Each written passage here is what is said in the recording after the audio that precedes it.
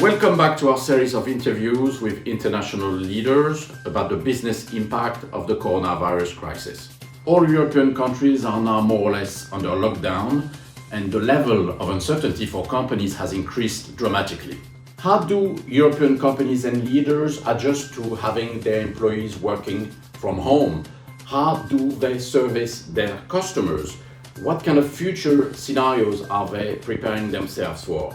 Here are the answers. Today's guest is Madrid-based Bertrand Rigaud. Bertrand is a vice president with PSA Group, and he's the chief executive officer for Spain and Portugal of Opel Bank.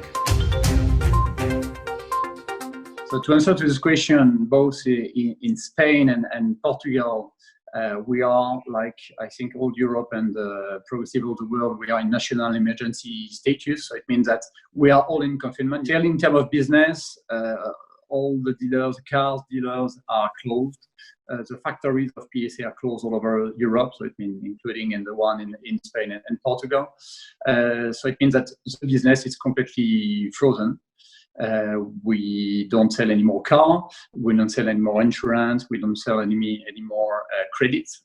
So we are now completely in a frozen situation.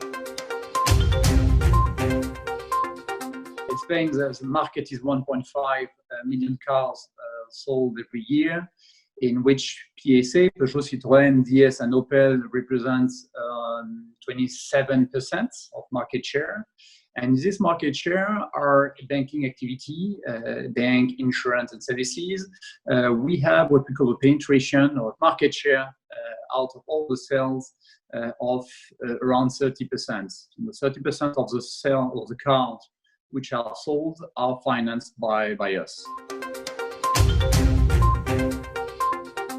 In Spain, we have between people internal and people externalized to providers. We have more than 100 people.